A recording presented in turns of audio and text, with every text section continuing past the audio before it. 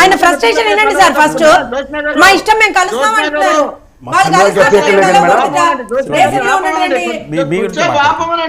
కనీసం నాకు 2 నిమిషాలు మీరు మాట్లాడండి. మోహన్ రెడ్డి గారు మీరు మాట్లాడండి.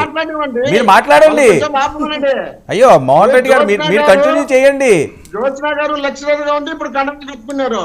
నేను చిన్నప్పుడు 10th క్లాస్ అయిపోయినప్పటి నుండి రాజశేఖర రెడ్డి గారితో రాజకీయాలు చేసి ఇప్పటి వరకు రాజకీయాల్లోనే ఉండా. నేను గండవా కప్పుకున్నాను, కప్పుకోలేదని చెప్పలేదు. మీ మాదిరి మొన్నటి దాకా విశ్లేషకుని ప్రొఫెసర్లు లెక్చరర్లు రాజకీయాల్లోకి రాకూడదా సార్? ఏమన్నా రూల్ ఉందా? మోహన్ రెడ్డి గారు మేము పాఠాలు చెప్పే వాళ్ళని రాజకీయాల్లోకి రాకూడదా? ఏమన్నా రూల్ పెట్టారా? జగన్మోహన్ రెడ్డి గారు మీరు కలిసి ఏమన్నా రూల్ కూడా పెట్టారా? జనం ఉండరు, జనం నిర్ణయిస్తారు. రేపు 2024లో ఎవరు ముఖ్యమంత్రి కావాలి, ఎవరికి రాష్ట్రానికి ఉపయోగపడతారు, రాష్ట్రంలో ఎన్నికల ప్రచార సభలాగా ఆయన మాట్లాడాల్సింది మాట్లాడేస్తాడు అంతే. దాదాపు 14 సంవత్సరాలు ముఖ్యమంత్రిగా ఉండి రాష్ట్రంలో 8,000 కోట్ల రూపాయలు అప్పులు తెచ్చిపెట్టి రాష్ట్రాన్ని సర్వనాశనం చేసి పెట్టారు. 7 లక్షల కోట్ల అప్పులు తెచ్చి రాష్ట్రం మోహన్ రెడ్డి గారు బీజేపీ వస్తుందా లేదా? జగన్మోహన్ రెడ్డి గారు కూడా ఢిల్లీ వెళ్ళారు కదా, ఆయనకి ఏమన్నా చెప్పారా మేము వాళ్ళతో వెళ్తున్నామన్నా వెళ్ళలేదనని? మాకేం పని ఉందండి? బీజేపీ వస్తుందా? బీజేపీ కాదండి, కాదు జగన్మోహన్ రెడ్డి గారు వెళ్ళి మీరు వెళ్ళడానికి వీల్లేదు. మీరు వెళ్ళకండి, నాకు వచ్చి ఎంపీలన్నీ కూడా మీకే నేను సపోర్ట్ చేస్తున్నాను కదా, మీరు ఎందుకు వెళ్తారో నేను 3 సార్లు మీకు సపోర్ట్ చేశాను. నేను మీరు అలా వెళ్ళాల్సిన అవసరం ఏముంది అని చెప్పి అన్నారని కదా పెద్ద ఎత్తున ప్రచారం జరుగుతుంది. ఏమని వినిపించలేదా?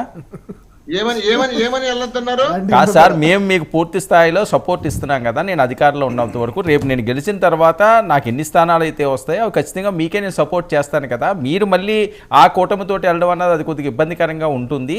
అది మీరు పునరాలోచించండి అంటేనే పునరాలోచిస్తున్నారు. ఇంత గ్యాప్ వస్తున్నదని సోషల్ మీడియాలో వైరల్ అవుతున్న అంశం. సోషల్ మీడియాలో వైరల్ అవుతుంది. ఇప్పుడు ప్రసాద్ గారు ఒక మాట అన్నారు, మీకు తెలిసిన ప్రసాద్ గారు నడ్డా గారితో చేసినప్పుడు నడ్డా గారు ప్రసాద్ గారికి ఫోన్ చేసి చెప్పినారా అన్నారు. జగన్మోహన్ రెడ్డి గారు ప్రధానమంత్రితో కలిసినప్పుడు వీళ్ళకి ఎవరికైనా ఫోన్ చేసి చెప్పినారా?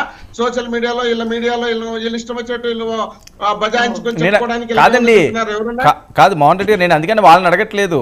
మీకు జగన్మోహన్ రెడ్డి గారు దగ్గరగా ఉంటారు కదా, మీకేమైనా లీక్లు వచ్చినాయని మిమ్మల్ని అడుగుతున్నాను నేను. మాకేం అవసరం అండి? మాకేం అవసరం? ఎవడు వస్తే మాకేంటి? మేము ముందే చెప్పడం జరిగింది. 2014 ఎలక్షన్ అప్పుడే రాష్ట్రానికి సంబంధించి ప్రత్యేక హోదా ఎవరు ఇచ్చినా వాళ్ళతో మేము పనిచేస్తాము. అది ఎల్లయ్య కానీ పుల్లయ్య కానీ ఏ పార్టీ అయినా అధికారంలో రాని ఇవ్వలేదుగా ఎందుకు సపోర్ట్ చేశారు? ఎందుకు సపోర్ట్ చేశారు బీజేపీకి? ఈ 5 సంవత్సరాలు ఎందుకు సపోర్ట్ చేశారు? ప్రత్యేక హోదా ఇవ్వలేదుగా. మేము ఎక్కడా సపోర్ట్ చేయలేదే. చిన్న బిల్లులకు దీనికి దాన్ని రాష్ట్రపతిగా ఒక ఎస్టీ క్యాండిడేట్ పెట్టినప్పుడు సపోర్ట్ చేయకుండా ఉండాలా? మరి మాకన్నా ముందే చంద్రబాబు నాయుడు గారిని పిలిచాలి పలకల ఇక్కడ ఎందుకు సపోర్ట్ చేసినారు? అదే మరి నాకు ఢిల్లీలో బ్రహ్మాండంగా పలుకుబడి ఉంది. నా పలుకుబడికి ఆంధ్రప్రదేశ్ లో జగన్మోహన్ రెడ్డి గారిని ఒక ఆట ఆడిస్తే సినిమా చూపిస్తా అని చెప్పినటువంటి వ్యక్తులు వీళ్ళందరూ ప్రత్యేక హోదా గురించి అడగకుండా ఈ రోజు మళ్ళీ ఎందుకు అలయించి పెట్టుకున్నారు? వీళ్ళందరూ తిరుపతిలో మీటింగ్ లో నరేంద్ర మోడీ గారు, అమిత్ షా గారు, వెంకయ్య నాయుడు గారు, చంద్రబాబు నాయుడు గారు, పవన్ కళ్యాణ్ గారు అందరూ ఉన్నప్పుడే మేము రాష్ట్రానికి ప్రత్యేక హోదా 5 సంవత్సరాలు కాంగ్రెస్ ఇస్తామంటే 10 సంవత్సరాలు కావాలని నరేంద్ర మోడీ వెంకయ్య నాయుడు గారు 10 ఏళ్ళు కాదు మాకు 15 సంవత్సరాలు కావాలని చంద్రబాబు నాయుడు గారు అడిగినారు. ఇవన్నీ ఆ మీటింగ్ లో మాట్లాడినప్పుడు అదండి. ఇప్పుడు మీరు కూడా ఇంకా ఉమ్మడి రాజధానికి పెంచాలంటున్నారుగా. అప్పుడు వాళ్ళంటే ఏమన్నది? ఇప్పుడు మీరు ప్రజెంట్ మీరు అధికారంలో ఉండి మీరు కూడా అదే అడుగుతున్నారట కదా సుబ్బారెడ్డి గారు. ఇప్పుడు ఉమ్మడి రాజధాని కావాలన్నారా? ఉమ్మడి రాజధాని కాలేదనుకున్నారా? దానికి సంబంధించినట్టు వివరణ కూడా మా బొత్స సత్యనారాయణ గారు చెప్పడం జరిగింది. కానీ ఏదో ఒకరో ఇద్దరు రకరకాల మాటలు అదే వేదం అనేది మనం అనుకోవాల్సిన అవసరం లేదు. కానీ ఇప్పుడు ఉమ్మడి రాజధాని సబ్జెక్ట్ కాదు. రాష్ట్రానికి ప్రత్యేక హోదా ఇస్తామని చెప్పినటువంటి పెద్ద మనుషులు ప్రత్యేక హోదా ఇవ్వనప్పుడు ఈ రోజు మళ్ళీ వాళ్ళందరూ అలయన్స్ పెట్టుకుని దేనికి ముందుకు పోతున్నారు? రాష్ట్రానికి ఏం చేయాలనే ఉద్దేశంలో ఇస్తామనుకున్న పెద్ద మనుషులు కొంతమంది, తెస్తామనుకున్న వీర పురుషులు కొంతమంది. దౌర్భాగ్యం ఆంధ్రప్రదేశ్ ప్రజలది. ఇవ్వాల్సినటువంటి పోలవరం ప్రాజెక్ట్ వాళ్ళు చేసిన తప్పులు, వాళ్ళు చేసిన